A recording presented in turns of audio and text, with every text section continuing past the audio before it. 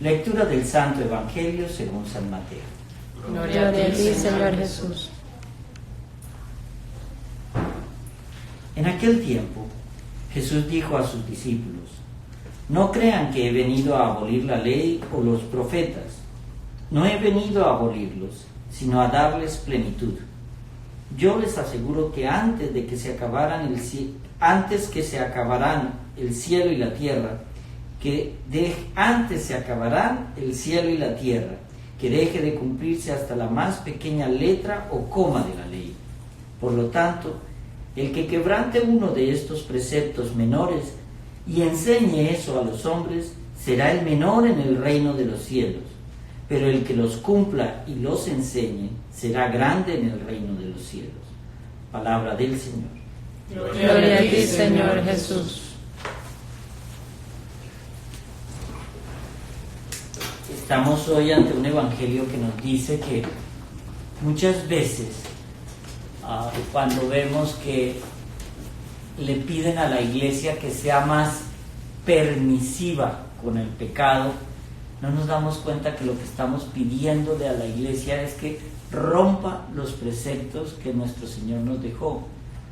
Y muchas veces también nos preocupamos porque ciertos sacerdotes empiezan a decir cosas que no están en la Biblia, como que el demonio no existe, que eso fue una creación de la época medieval para asustar a los desprevenidos.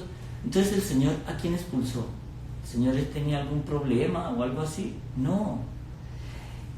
Entender lo que nos está pasando hoy con lo del coronavirus, con lo que la gente está angustiada, tiene miedo, recuerda mucho esas palabras en el Evangelio, cuando en el libro del Génesis le preguntaban en el Éxodo, le preguntaban los israelitas a Moisés si el Señor estaba con nosotros, que si era que nos había abandonado, porque ellos decían: ¿nos habéis traído al desierto a morir, Señor?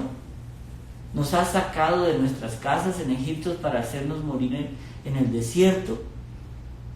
Y es entender, ¿será que el Señor nos ha dejado solos?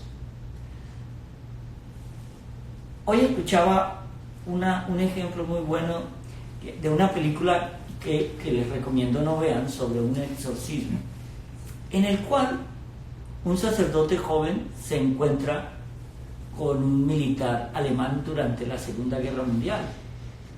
Y el militar, en un momento determinado, voltea, mira al sacerdote y le dice, saca su revólver, le apunta a una niñita y le dice: mire que aquí no está Dios, y ¡pum!, y mata a la niñita.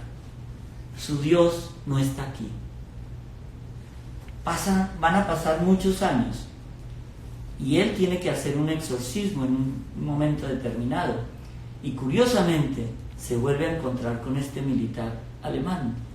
El militar alemán, ya con la posesión diabólica totalmente efectuada, se sonríe, y el sacerdote solo le contesta: Dios está aquí, y por eso ya te ganó la batalla. Nosotros nos preocupamos mucho del coronavirus, pero se nos olvida que Dios es todopoderoso. No se cae un pelo de nuestra cabeza si no es con el permiso de Dios. No se cae una hoja de un árbol si no es con el permiso de Dios. Pero ahora que estamos en esta especie de acuartelamiento, que no podemos salir, que no podemos ir a nuestras misas, no podemos tomar la Eucaristía porque no va a haber misas en toda la arquidiócesis de Miami públicas, es cuando debemos más acercarnos a Dios. Entender que la Cuaresma es un tiempo de reflexión, y quizá los que estaban armando vacaciones en Semana Santa, en barcos, en playas, lo que nos está llamando el Señor es el coronavirus. Pensar que nos está obligando a pensar en Él. No veamos el coronavirus, no solamente para muchos es un castigo y para otros es una santificación. Veamos esto como una oportunidad de meditar sobre nuestras debilidades, como una oportunidad de ver y preguntarnos ¿qué quiere el Señor de mí? Para poner a nuestros hijos, a los niños, a los mayores, a recurrir de nuevo a la palabra del Señor, para que nadie nos engañe y nos cambie ni una coma de lo que Jesús nos enseñó. El Señor es claro cuando dice aquí, no he venido a cambiar ninguna ley, he venido a darle cumplimiento. Cuando vemos que empezamos a querer cambiar los mandamientos, es cuando nos damos cuenta, el Señor nos dijo, el que cambie una coma será el menor en el reino de los cielos. Pero lo que nos pide hoy es, pensemos cómo debemos aceptar la divina voluntad en nuestras vidas. ¿Cómo quiere el Señor que escudriñemos su palabra? Mire, aprovechemos estos momentos en que estamos en la casa y veamos películas de santos, películas del Padre San Pío de Pietrelcina, Padre Pío, de cuál fue la vida de Catalina, Santa Catalina de Siena, de cuál es la vida de San Felipe Neri. Nos van a educar, nos van a enriquecer y nos van a poner a meditar. Lo que quiere el Señor en esta época es un encierro para descubrirnos a nosotros mismos, para orar más, confiar más y hacer lo que tenemos que hacer. Si las medidas de la prudencia, de no salir a la calle, de estar continuamente lavándonos las manos, de evitar el contacto con muchas personas, sigámoslo.